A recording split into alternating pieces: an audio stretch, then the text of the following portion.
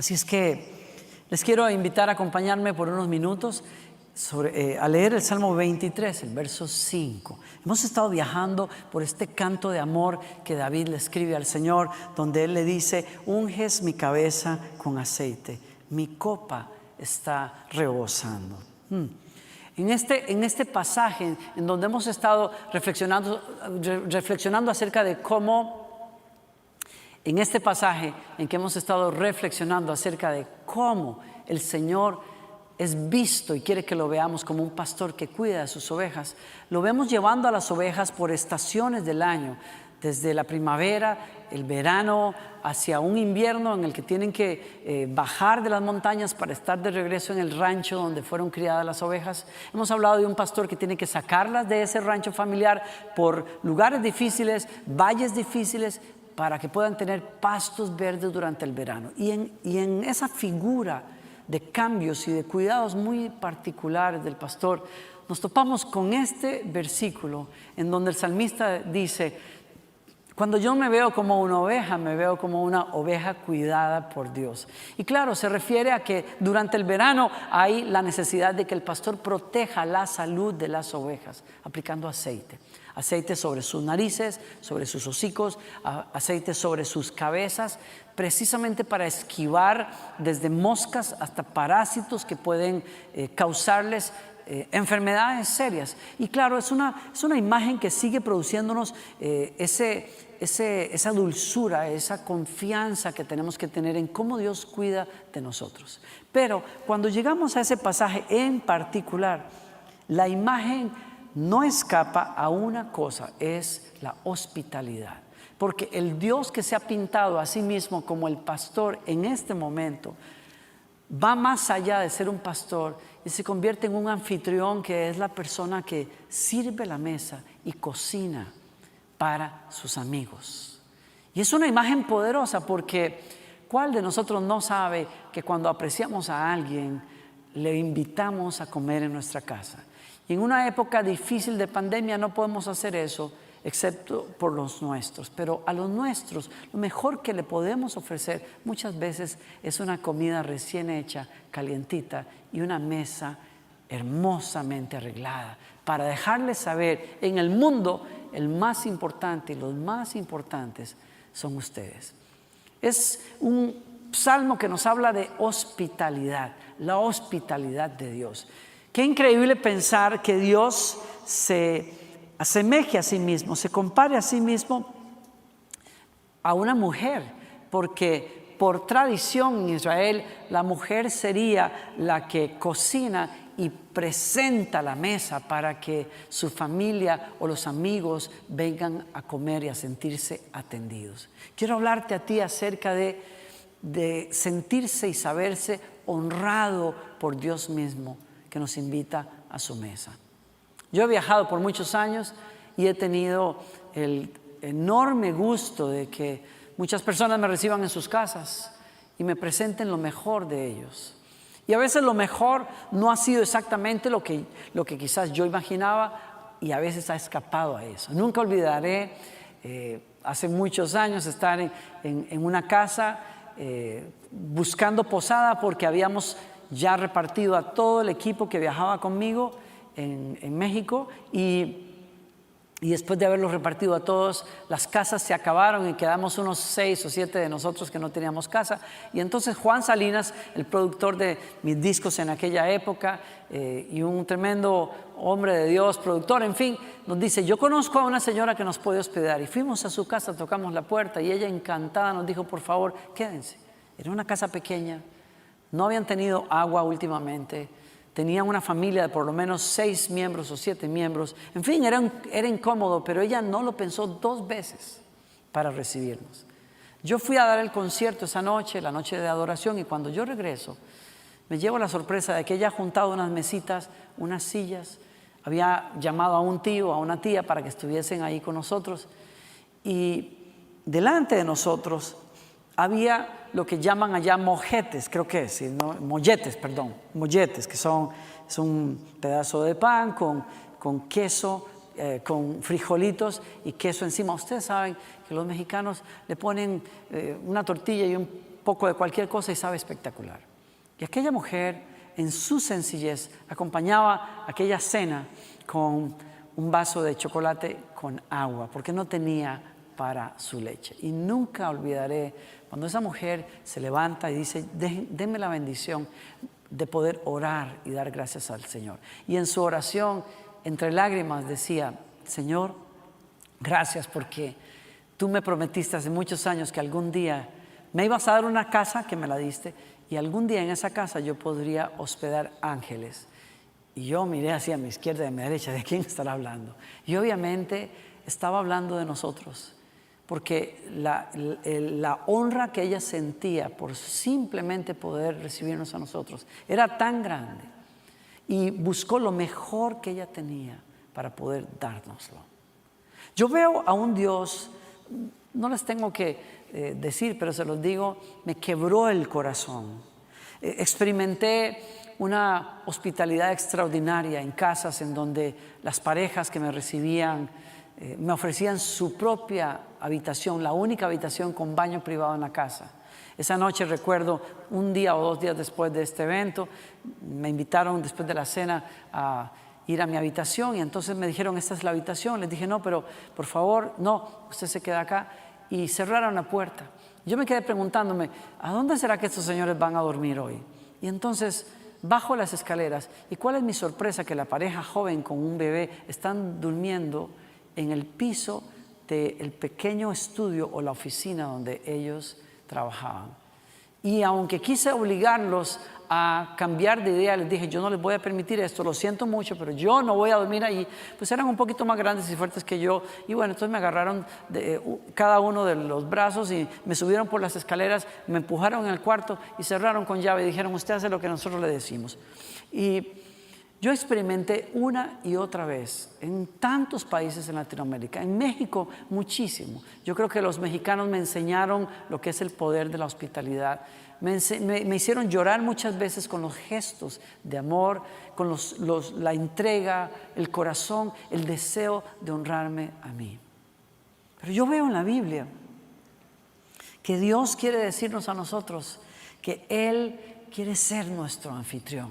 Él quiere ofrecernos una mesa en donde Él ha preparado lo mejor y en donde Él nos quiere honrar a aquellos que esperamos en su cuidado, a tal punto que nos dice el salmista, he sido recibido de una manera por Dios, he sido sorprendido por el corazón de Dios de una manera tan especial que Él incluso ungió mi cabeza con aceite.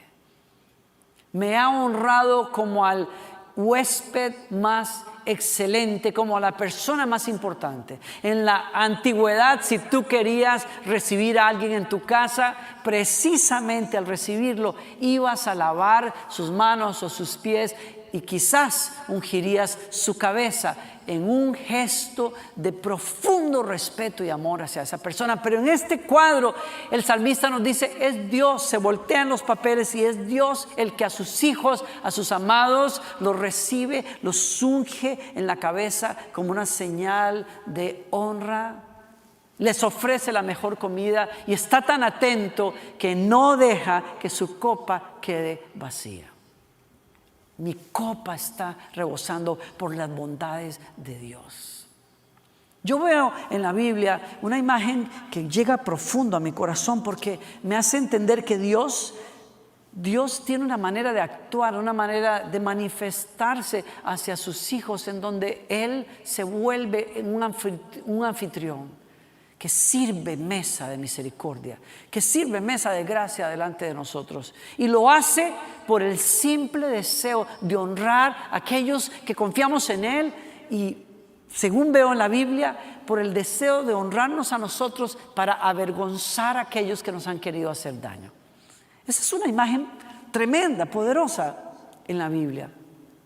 Me hace pensar a mí en Esther, el libro de Esther, que los invito a que lo lean, porque Esther es una mujer judía que está sirviendo en uno de los imperios más poderosos de la época, y ella se casa con el rey, y después de casarse con el rey, en algún momento su tío, que es la persona que la cría, se ve amenazado por un enemigo acérrimo de los judíos. Amán le tiene celos a Mardoqueo y quiere ponerlo en el piso y avergonzarlo. Pero curiosamente, por cosas de la vida, Mardoqueo, que es alguien que sirve en el palacio del rey, descubre un complot para matar al rey y lo deja saber y salva la vida del rey, y entonces aquello queda registrado en los libros. Esa historia pasa, pero continúa en el sentido de que Amán sigue tramando por celos y por envidia contra este hombre Mardoqueo y su pueblo. Trama deshacerse de los judíos, aniquilar a los judíos, desaparecerlos. Y entonces comienza un plan en donde él sabe cómo va a mandar a convencer al rey de que ejecute a Mardoqueo. Es una historia tremenda, y en medio de eso se hace un edicto, logra convencer al rey de que firme un edicto, porque los judíos son distintos y guardan unas leyes que no son las del reino y etcétera. Da ciertas razones y convence al rey: tú firma un edicto para acabar con todos los judíos. Y ahí es donde Mardoqueo se da cuenta y le advierte a la reina Esther y le dice: más vale que tú te muevas. Y entonces la reina, después de ayunar, se presenta con el rey y le dice: yo te quiero invitar a una cena en mi casa. Esther es una de las mujeres más hermosas, de las esposas más amadas por el rey, y el rey complacido acepta. Pero curiosamente Esther invita también a Amán. Y sentados en la mesa, después de que el rey ha comido y está extasiado con la belleza de Esther, el rey le dice a Esther: ¿qué es lo que tú quieres? ¿Qué me quieres pedir? Una cena de este tipo no la haces así porque sí. ¿Qué es lo que quieres? Hasta la mitad del reino te daría. Y ella le cuenta el complot contra los suyos y le revela: soy judía también, tal vez no lo sabías, mi pueblo está por perecer y yo estoy aquí para decirte: hay un complot contra mi pueblo y eso no puede pasar. Justamente esta confesión pasa después de que el rey, revisando los libros, descubre que Mardoqueo había sido la persona que lo había librado a él de morir, y entonces, buscando una manera de honrar a Mardoqueo, había buscado públicamente anunciar que este hombre había hecho algo muy bueno por el rey. Así es que lo tiene en gran estima, y cuando Esther le presenta al rey un complot en donde tanto Mardoqueo como ella, gente importante para él, van a perecer, el hombre dice: ¿quién es el que está detrás de esto? Y Esther revela el secreto y le dice: este hombre que está sentado en la mesa. Y entonces la cena se convierte en un punto de inflexión en donde los enemigos del pueblo de Dios y el propósito de Dios son desenmascarados. Y aquel hombre que había preparado un lugar de ejecución para Mardoqueo, aquel hombre que procuraba la muerte de Esther, termina siendo juzgado y muriendo en vez de aquellos judíos que tanto odiaba. Y veo una imagen muy poderosa ahí para nosotros. Veo a un Dios que es capaz de volcar las cosas, de arruinar los planes de los enemigos de aquellos que aman a Dios y sacar a lucir su nombre en una mesa que primero era la de Esther, pero terminó siendo la mesa de la gracia y el favor de Dios para con su pueblo. ¿Estás viendo eso? Yo no sé qué circunstancias y retos puedes tener hoy. Yo no sé si te sientas olvidado por Dios, pero te quiero decir algo en este día. Adoras a un Dios que es capaz de servir mesa, aún en presencia de tus enemigos. Y no solamente de servir una mesa de gracia para ti, sino de ungirte y honrarte delante de tus enemigos para enardecerlos y para hacer lucir su amor por ti y por mí. Yo creo en ese Dios. Yo adoro a ese Dios. Yo levanto ese nombre de ese Dios que es nuestro escudo y nuestra defensa. Aquel que es nuestro buen pastor y que ama recibirnos a misericordia.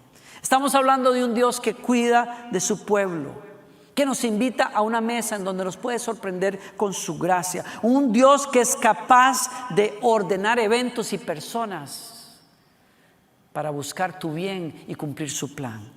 Y no es así como lo dice el apóstol San Pablo en el Nuevo Testamento cuando dice en Romanos: y sabemos que Dios hace que todas las cosas cooperen para el bien de quienes lo aman y son llamados según el propósito que Él tiene para ellos. ¿Qué quiere decir esto? Querrá decir que todo nos va a salir bien, querrá decir que todo nos va a salir como nosotros lo planeamos, querrá decir que todos nuestros sueños se van a realizar. No lo sé exactamente, pero sí sé una cosa. Sí sé y creo esto, que quiere decir que lo que Él planeó para nosotros, sí o sí, se va a cumplir. Y lo que Él planeó es lo mejor que me puede pasar a mí y te puede pasar a ti. ¿Y qué fue lo que Dios planeó? Según ese versículo, dice en el verso 29, ser hechos conforme a la imagen de su Hijo. Es decir, que adoro a un Dios que es capaz de orquestar las cosas, los eventos, la vida, aún en medio del COVID-19 que aterra a tantos y que nos preocupa y nos pone a mirar el futuro como algo incierto. Aún en medio de todo eso, el Dios que adoras es capaz.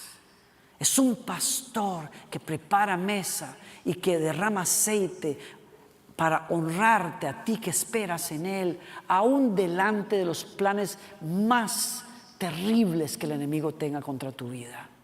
Es un Dios que ama precisamente avergonzar al enemigo y levantarte a ti y a tu familia y mostrarte su favor. Y aunque esto no quiera decir que todos tus deseos se van a cumplir, sí quiere decir que Él tiene un plan y es hacerte a ti y a mí más semejantes a Él. Él quiere desarrollar su carácter en nosotros, su paciencia, su amor, su misericordia, su santidad en nosotros, y al final, sí o sí, Él va a provocar que todas las cosas sirvan para ese propósito que Él tiene cuando te llamó, y es que llegues a ser un reflejo de su persona y de su presencia. ¡Qué Dios poderoso! ¡Qué Dios tremendo! Puede ser que haya designios contra nosotros. Puede ser, sí, como en la época en que Pablo vivía, puede ser que el pueblo de Dios fuera menospreciado, perseguido, visto de menos. Sí, eso es inevitable muchas veces. Pasa en muchas partes del mundo. El pueblo del Señor es maltratado, es perseguido, es visto de menos. Pero el Dios que adoramos no nos ve ni nos trata igual que como el mundo pudiera verlo. San Pablo dice en el verso 36 que sí, somos como ovejas menospreciadas. Por tu causa nos amenazan de muerte todo el tiempo y nos tratan como a ovejas de matadero. Así fueron los judíos en la época de Mardoqueo y Esther. Así fueron los cristianos en el primer siglo.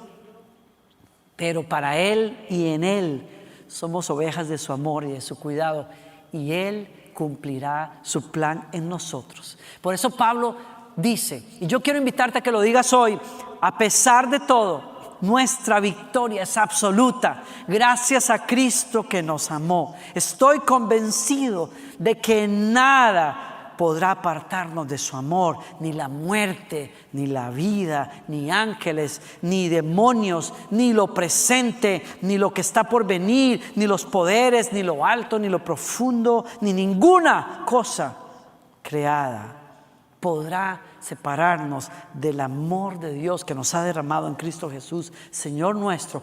En todas estas cosas somos más que vencedores por medio de aquel que nos amó. Yo te invito a sentarte por fe en esa mesa hoy, a creer en un Dios que vuelca las cosas para honrarte a ti que esperas en Él y avergonzar a aquellos que te quieren dañar y que quieren dañar tu reputación y tu nombre. Ese sería el testimonio de José. Acuérdense ustedes, José en la Biblia fue vendido como esclavo por sus hermanos, paró en la casa de Potifar, fue acusado de un crimen que él no cometió, fue a dar a la cárcel, fue olvidado por aquellos que podían sacarlo de allí, pero en el tiempo de Dios, sí o sí, José cumpliría el propósito del Señor para con su vida.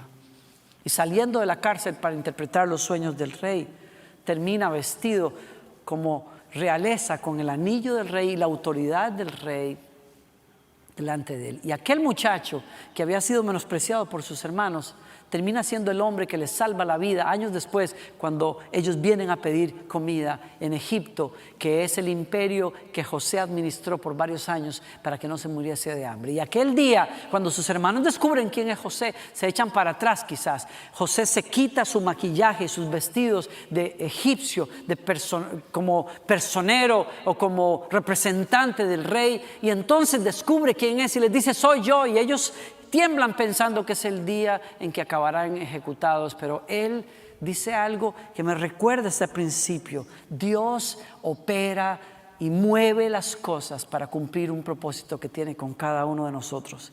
Honrará su nombre y te honrará a ti también. Y les dice: así pues, no me enviasteis acá vosotros, sino que fue Dios. En otras palabras, ustedes procuraron hacerme mal, pero yo tengo un Dios que sirve mesa de gracia. Tengo un Dios que pone aceite en mi cabeza cuando otros me han menospreciado. Puedo escuchar la voz de David, quizás olvidado allá cuidando las ovejas de su padre, cuando el profeta Samuel está buscando un rey escogido por Dios. Puedo ver a Isaí sentado en la mesa con sus hijos altos, esbeltos, diciendo: el mayor, o el segundo, el tercero, esos van a ser los que van a heredar, o los que van a ser ungidos por el profeta. Pero el profeta dice: no nos sentaremos hasta que venga el último. ¿Falta alguno? Sí, falta uno, pero está allá, es el menor de todos. Mándalo traer. Y cuando el olvidado entra en escena, el profeta levanta aquel cuerno y derrama aceite, y el que fue olvidado ahora es levantado y honrado. Bendito sea ese Dios que estamos adorando. Bendito sea el Dios en el que tú has creído. A mí me recuerda, por último, la historia que Jesús cuenta en el Nuevo Testamento, cuando habla de un hijo pródigo que, después de haber sido amado por su padre, el menor de la casa, decide irse, le pide la herencia y le dice: yo quiero ir lejos a gastar el dinero como yo quiera, a ser libre. Y despidiéndose de su padre, se va y despilfarra toda la herencia de su padre en pecado, hasta que queda delante de cerdos deseando comer la basura. Y entonces reflexiona y dice: ¿qué fue lo que yo hice? Yo volveré a la casa de mi padre, le voy a pedir perdón y le voy a decir: recíbeme como un jornalero, yo te pagaré todo lo que te debo. Y ahí el padre sella un beso en su mejilla, lo abraza, le quita los harapos. Y aquí es donde yo encuentro la imagen otra vez que el salmista quiere pintarnos. Dios es un anfitrión de lo mejor cuando Él nos llama a su casa y a su propósito. No es un Dios mezquino, es un Dios que nos ofrece misericordia amplia, perdón amplio, una mesa de misericordia, aceite para sanar nuestras heridas, aceite para ungirnos con perfume de su misericordia. Y entonces el hijo se encuentra con un anillo de la familia, zapatos nuevos, bañado, vestido, una gran fiesta, una gran comida por el anfitrión de anfitriones que es Dios. Ese es el Dios al que tú y yo adoramos. Ese es el Dios que se llama nuestro pastor. Ese es el Señor que te está llamando a su propósito. Wow. Es el Dios que recibe a ese hijo pródigo y lo hace nuevo. Es el Dios que te está llamando. Te está llamando como un padre que te dice: tú eres mi hijo. Te está sirviendo una mesa como una madre que cocina y prepara los mejores platillos para aquellos a los que llama sus amados. Es el Dios que te quiere restaurar hoy. Es el Dios que te quiere reivindicar, que quiere levantar su nombre en alto, honrándote a ti para vergüenza de tus enemigos. El enemigo te ha dicho que vas a quedar en mal, pero Dios tiene mejores planes para ti. Déjate sorprender por la misericordia de Dios, porque Él va a mover las cosas a favor de aquellos que confían en Él para cumplir su propósito en tu vida y en la mía. Quiero invitarte a darle tu fe, a rendirle tu corazón a Él. Hace muchos años, nunca olvidaré haber estado compartiendo la palabra en un país, en Sudamérica, en Chile, durante una semana. Y al fin de la semana, el guarda de la iglesia, una iglesia pequeña en donde estuve, nos rogó que su esposa y él querían atendernos, y aceptamos. Y el servicio pues nos tomó todo el día, hubo varios servicios, quiero decir, y cuando termina el día, él corre a su casita que está atrás de la iglesia, nos pide sentarnos y esperamos como por media hora, casi desmayados del hambre, honestamente. Pero bueno, al fin se abrieron las puertas de aquel comedor y aquella mesa estaba llena de todo lo que más de lo que yo pudiera imaginar. Aquel corazón se había desbordado en cocinar panes distintos, dulces, salados, galletas, chocolate, té, café, mermeladas, quesos.